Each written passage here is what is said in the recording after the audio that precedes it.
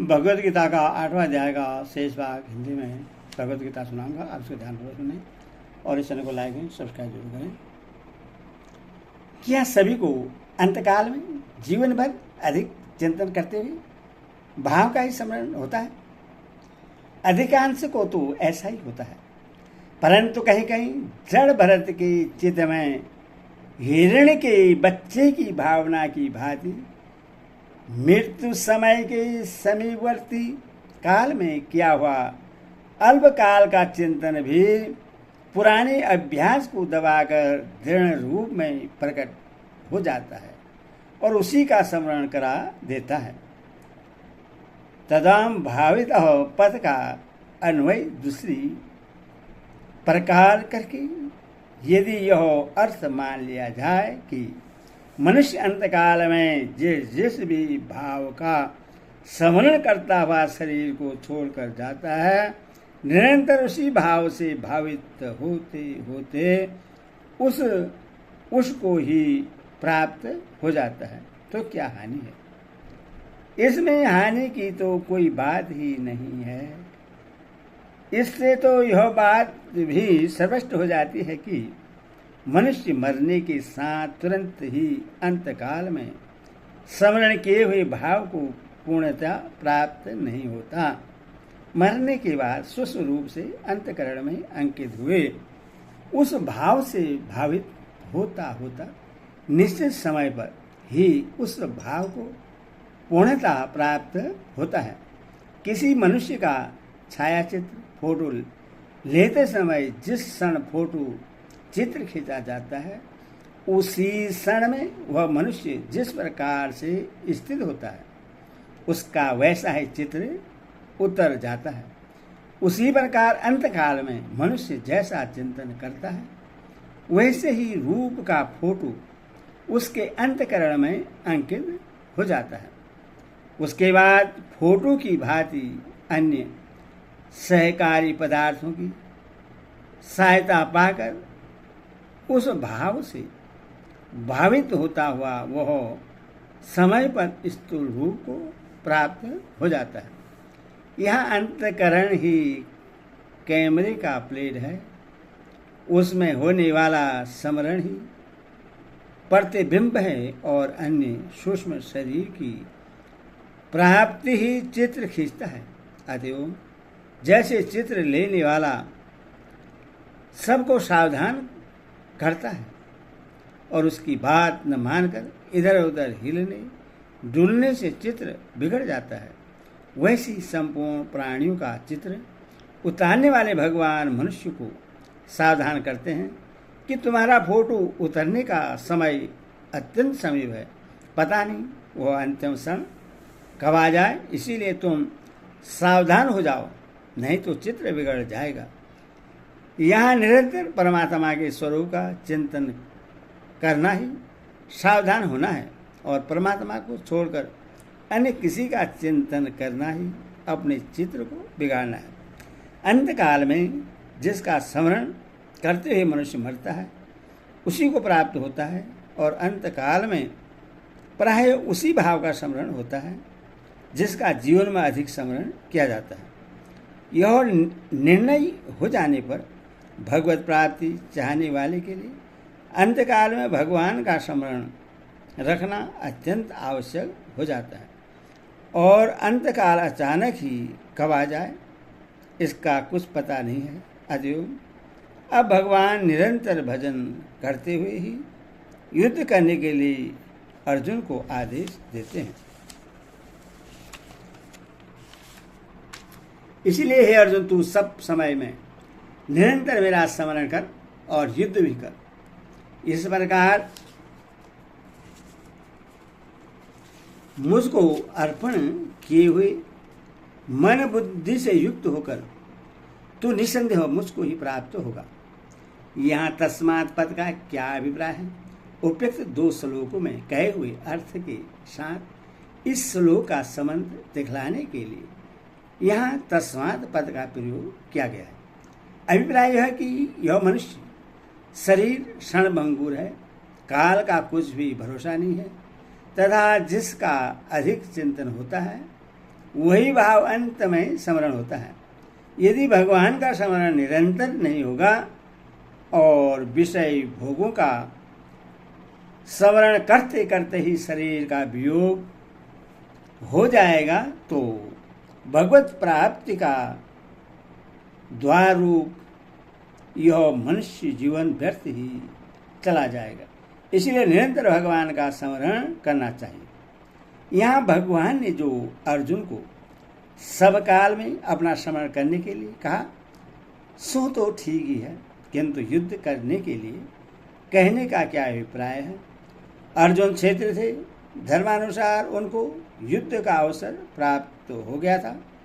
धर्म युद्ध क्षेत्र के लिए वर्णाधर्म है, इसीलिए यहाँ युद्ध शब्द को वर्णाश्रम धर्म का पालन करने के लिए की जाने वाली सभी क्रियाओं का उपलक्षण समझना चाहिए। भगवान की आज्ञा समझकर निष्काम भाव से वर्णाश्रम धर्म का पालन करने के लिए जो कर्म किए जाते हैं उनसे अंतःकरण की शुद्धि होती है। इसके सिवा कर्तव्य कर्म के आचरण की आवश्यकता का प्रतिपादन करने वाले और भी बहुत से महत्वपूर्ण कारण 3 अध्याय के 4 से 30वें श्लोक तक दिखलाए गए हैं। उन पर विचार करने से ही यही सिद्ध होता है कि मनुष्य को वर्णाश्रम धर्म के अनुसार कर्तव्य कर्म अवश्य ही करने चाहिए। यही भाव दिखलाने के लिए यहाँ युद्ध करने को कहा गया है। यहाँ चौ के प्रयोग का क्या अभिप्राय है। चौ का प्रयोग करके भगवान ने युद्ध को गौड़ता और स्मरण को प्रधानता दी है। भाव यह है कि युद्ध आदि वर्ण धर्म के कर्म तो प्रयोजन और विधान के अनुसार नित्य समय पर ही किए जाते हैं और वैसे ही करने भी चाहिए, किंतु भगवान का स्मरण तो मनुष्य को हर समय हर हालत में अवश्य करना चाहिए।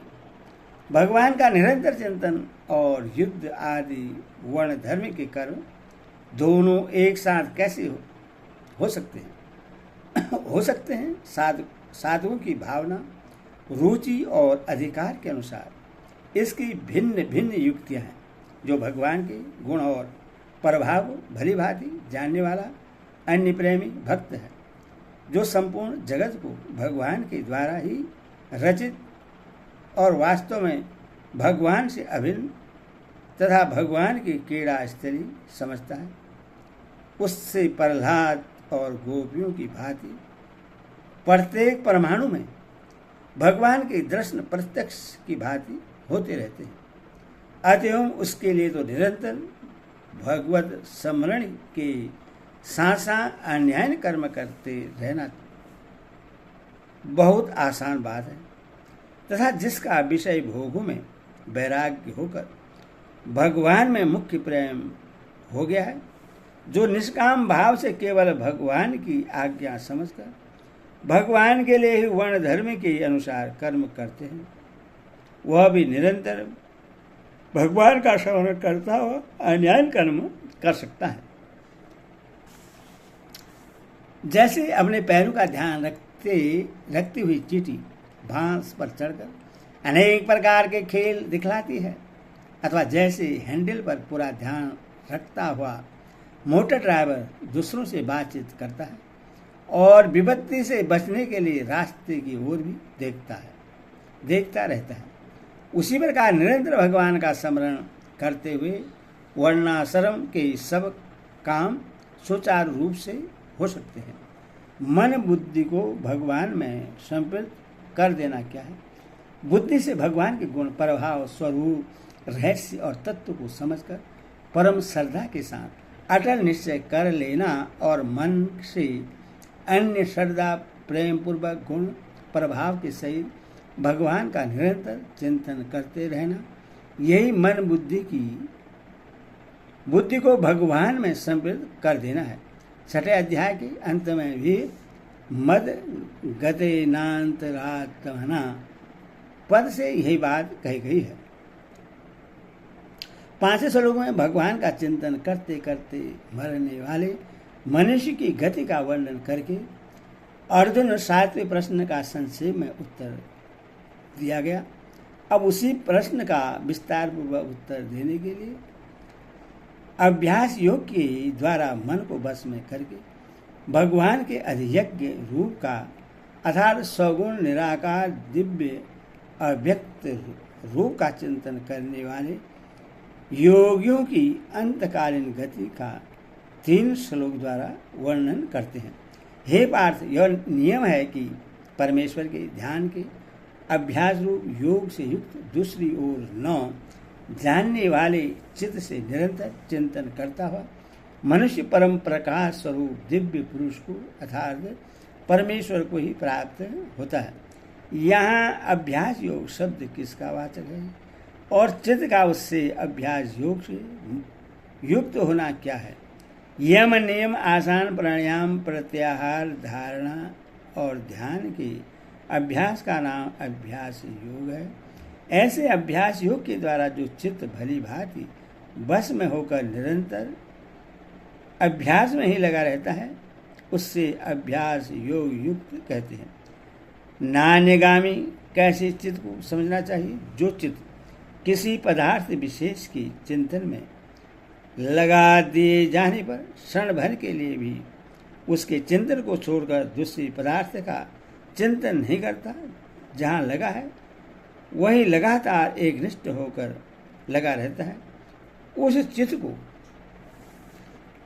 नान्यगामी अर्थात दूसरी ओर न जाने वाला कहते हैं। यहाँ परमेश्वर का विषय है, इससे यह समझना चाहिए कि वह चित्त परमेश्वर में ही लगा रहता है। अनुचिंतन करना किससे कहते हैं? अभ्यास में लगे हुए और दूसरी ओर न जाने वाले चित्त के द्वारा परमेश्वर की निराकार स्वरूप का जो निरंतर ध्यान करते रहना है, इसी को अनुचिंतन कहते हैं। यहाँ परमम और दिव्यम इन विशेषणों के सहित पुरुषम इस पद का प्रयोग किसके लिए किया गया है और उससे प्राप्त होना क्या है? इसी अध्याय के 4 श्लोक में जिसको अधियज्ञ कहा है और 22वें श्लोक में जिसको परम पुरुष बतलाया है, भगवान के उस सृष्टि स्थित और सहार करने वाले सगुण निराकार सर्वव्यापी अव्यक्त ज्ञान स्वरूप को यहाँ दिव्य परम पुरुष कहा गया है। उसका चिंतन करते करते उसे यथार्थ रूप में जानकर उसके द्वारा सद्रूप हो जाना ही उसको प्राप्त होना है।